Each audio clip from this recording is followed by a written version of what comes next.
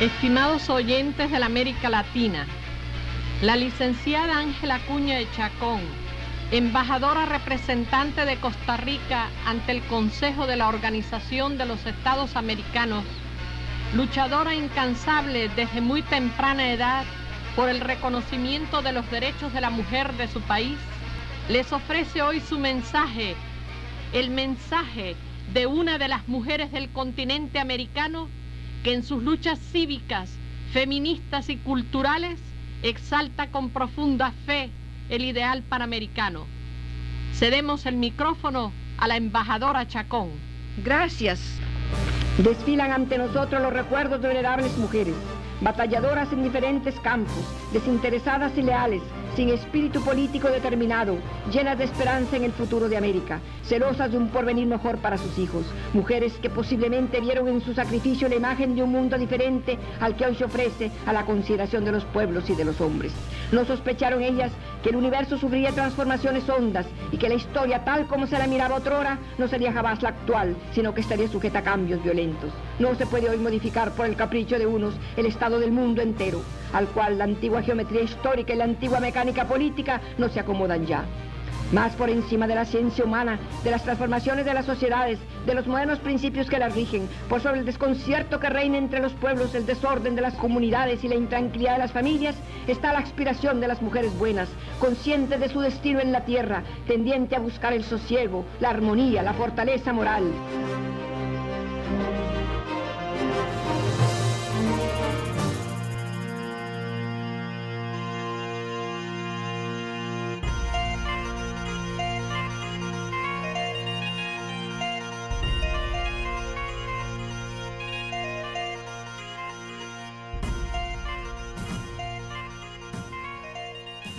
Vivía en una finca que era propiedad de mi papá. Un vecino nuestro, uno de los peones, era el esposo de una mujer que tenía ella un hijo cada año. Y cuando el hijo era hija, él le daba una paliza nomás dar a luz. Todos escuchábamos los gritos. En ese tiempo nadie intervenía en esas situaciones y se entendía que eso era un problema, un asunto de la vida privada y que nadie debería intervenir. Yo me empecé a preguntar si en realidad nadie debería intervenir y me preguntaba qué pasa con las mujeres, que nacer una mujer significa algo tan grave. Y luego ahí se fueron sumando esas cosas que las feministas entendemos como agravios, son agravios.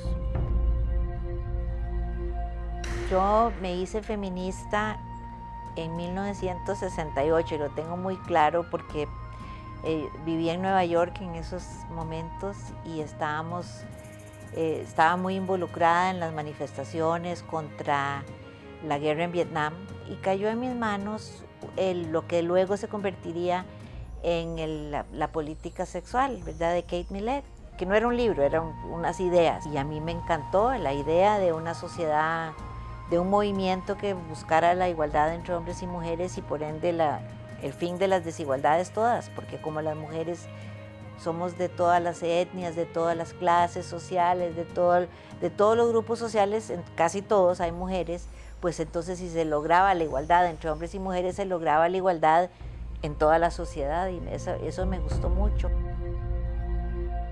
En Naciones Unidas descubrí lo que sería para el resto de mi vida mi pasión, que son los derechos humanos. Yo nunca había oído hablar de derechos humanos, o sea, una oía de la Declaración Universal de los Derechos Humanos, pero no sabía lo que era, ¿verdad? Era así como una declaración muy importante. Yo pensaba que era más que nada para terminar con la guerra, de la Segunda Guerra Mundial, que la Declaración Universal es digamos, producto de esa guerra mundial. Pero ahí en Naciones Unidas me tocó ir a varias conferencias sobre cómo lograr la paz, cómo lograr el desarrollo, los gobiernos discutiendo eso y vi que citaban mucho los derechos humanos y la Declaración Universal. Mi mamá era feminista, aunque no se hubiera llamado feminista, así que yo crecí en eso. Y además tenía un abuelo, yo tenía 2 hermanos, y mi abuelo, yo era el amor de mi abuelo. Entonces yo me iba a hablar con mi abuelo los sábados y tomábamos whisky, todavía me acuerdo, una cosa de whisky que él me daba y nosotros hablábamos de tú a tú. Entonces mi abuelo siempre me trató en una forma total y completamente como un ser humano que podía pensar, con la cual se podía hablar, con la cual se podía discutir y que tenía inteligencia. Ya estaba la semilla planteada, me fui a Estados Unidos a estudiar y ahí pasé varios años estudiando, sacando el doctorado, y después de que saqué el doctorado en psicología clínica, me quedé en California. Allí conocí a otras mujeres y comenzamos a hablar de por qué era lo que habíamos aprendido como psicólogas clínicas. Todas éramos psicólogas clínicas. Y nos dimos cuenta que todo lo que habíamos aprendido, casi todo, teníamos que desaprenderlo, que había un sexismo, una misoginia en toda la disciplina, en todo el contenido de lo que era psicología clínica, que nosotras no podíamos aceptar. Tuve la experiencia de trabajar simultáneamente en el Liceo de Costa Rica y en el Colegio Superior de Señoritas, en 11º años, que ya van para la universidad. Y el comportamiento de los muchachos y las muchachas, por supuesto, tenía que ser diferente, pero en la relación de aprendizaje, de enseñanza-aprendizaje, había una diferencia grandísima. Cuando asumo la vicerrectoría de extensión, por primera vez una mujer en un cargo de vicerrectoría, me doy cuenta que el Consejo Central de Extensión era totalmente masculino. No era solo yo la única mujer. Y ellos eran directores de las facultades. La de Exactas tenía una mujer que es la actual rectora, era la única, y los demás eran varones. Entonces algo está pasando porque la mujer no accede, cuando en el área de extensión en la Universidad Nacional la mujer tiene un papel preponderante.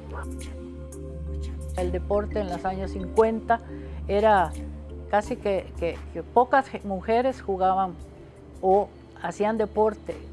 Tuve la oportunidad, porque era la más chiquilla en los deportes, de conocer a grandes basquetbolistas que hoy engalanan la Galería del Deporte en Costa Rica, y una gran mujer que fue Carmen Naranjo y que pocas personas conocen, que fue la primera ministra mujer del deporte del Ministerio de Cultura, Juventud y Deportes. Ella y su hermano formaban el equipo de baloncesto de Versalles, y ahí estuvimos. Yo estuve en Versalles y viajamos por Centroamérica y tuve gratas experiencias. Buscamos ese respeto, lo buscamos y lo conseguimos. Y fuimos uno de los equipos, por demás, por lo menos 5 o 6 equipos de mujeres en aquel entonces, de que dieron la batalla en la época de los 50 y los 60. Una vez dijimos a codazos, y a codazos fuimos, y a codazos nos hicimos respetar. Toda mi vida fui trabajadora doméstica desde los 13 años. Y mi mamá fue toda la vida trabajadora doméstica. En total fueron 30 años. El 50% de las trabajadoras domésticas habíamos sido víctimas de acoso y abuso. Tanto así que muchas compañeras mías, de amigas y compañeras, salieron embarazadas de patronos y de hijos de patronos. Muchas empleadoras que tenían hijos adolescentes les encantaba que la primera relación sexual que tuviera allí el muñequito de la casa fuera con la trabajadora doméstica. Y tuvieron hijos de esa gente. Lo que pasa es que después tiraban a la trabajadora a la calle, la echaban y ellos se dejaban el hijo o la hija. Cosas así, ¿verdad?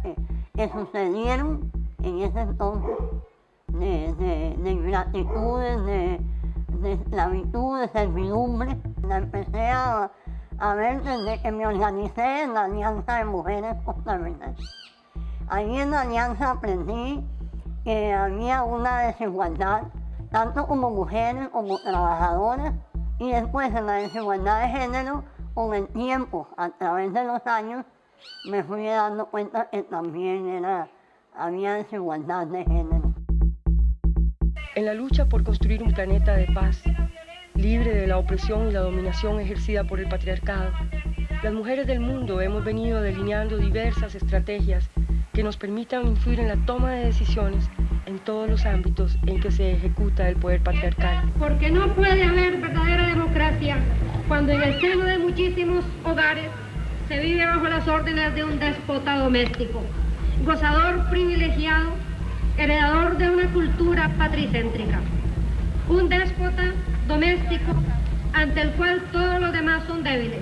El patriarcado es muy difícil de erradicar, pues yo pretendo poner mi granito de arena en el sentido de erradicarlo. Comenzamos aquí en Costa Rica y lo extendimos por América Latina, la lucha por los derechos humanos de las mujeres, por lograr que a las mujeres se nos reconociera como sujetos de derechos con igual dignidad y libertad que a los hombres. Para mí, la lucha por que las mujeres seamos consideradas seres humanos es tan seria y tan profunda que no tengo alternativa. No tenía alternativa. Eso era lo que tenía que hacer.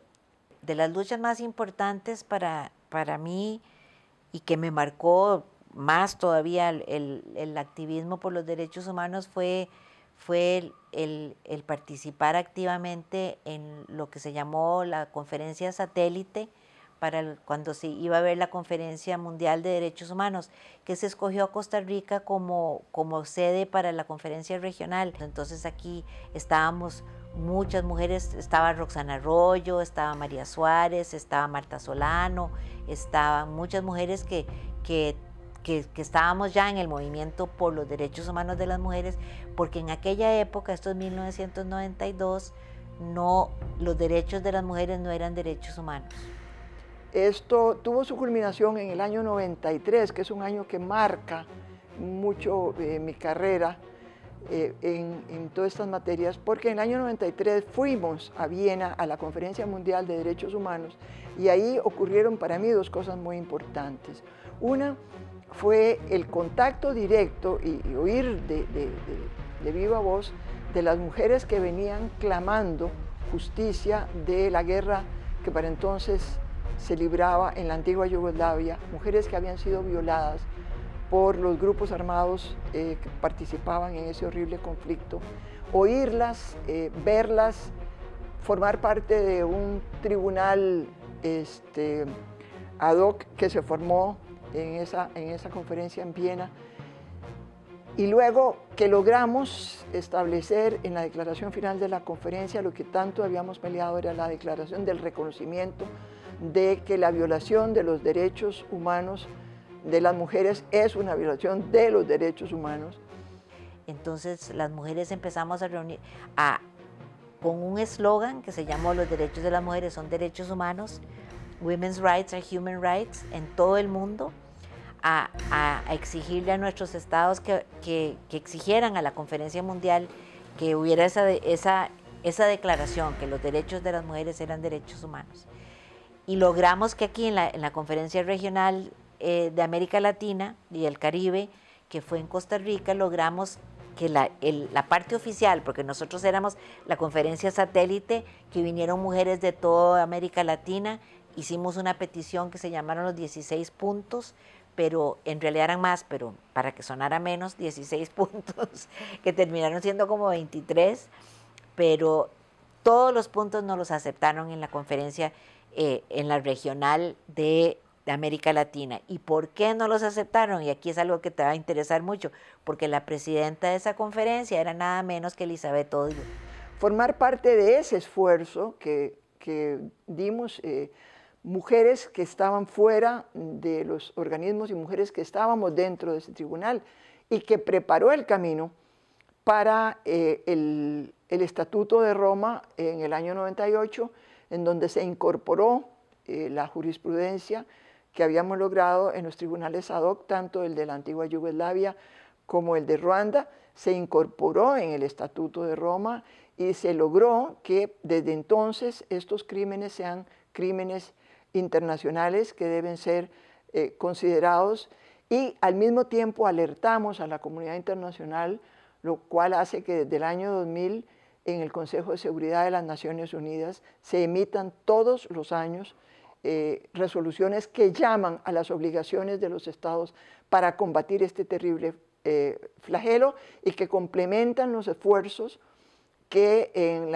el continente latinoamericano se hicieron cuando se aprobó la Convención de Belém do Pará, y que es un instrumento internacional de lucha muy importante.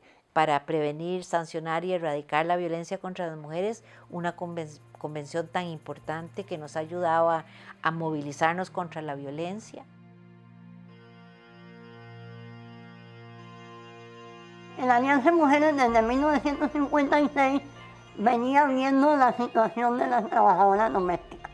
Cuando estaba Luisa González, Minia Prieto, todas esas mujeres que estuvieron en la Alianza de Mujeres, entonces vieron la situación de las trabajadoras domésticas. En ese proyecto de la Alianza de Mujeres pidieron que tenía que ser una trabajadora doméstica que organizara a las mujeres trabajadoras. Me dijeron que si yo quería hacer eso. Me dio miedo, ¿verdad? Al principio, pero me metí. Dije yo, vamos a hacerlo. Entonces lo que me pidieron fue organizar a las trabajadoras domésticas. Ese era el proyecto. Entonces me fui al Parque de la Merced, el Parque Central, hablé con unas mujeres trabajadoras domésticas un domingo y dijeron que sí, que teníamos problemas, que no nos pagaban vacaciones, bueno, todos los derechos. Entonces nos organizamos 20 mujeres y lo hicimos la asociación. El objetivo de que nos organizamos fue la modificación a la ley del Código del Trabajo. El horario de trabajo, el día libre de la semana y los feriados completos, que era lo que faltaba, que no estaba bien en el código. Lo demás sí estaba, aunque no se cumplía ni se cumple, pero bueno, ahí estaba. El otro objetivo era la compra de las sedes, y después trabajar y capacitar a las mujeres para que defendieran sus derechos. Capacitación en derechos y deberes. Esos fueron los 3 objetivos con que empezamos. Los empleadores dijeron, ¿de dónde salieron esas viejas? ¿Qué es esa barbaridad?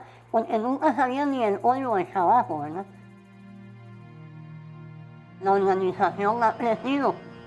Tan es así que ahora somos 2.500 afiliadas, pero 500 son las activas y a nivel nacional. Hicimos un proyecto de ley y lo llevamos a la Asamblea Legislativa, pero duramos 18 años para que se aprobara.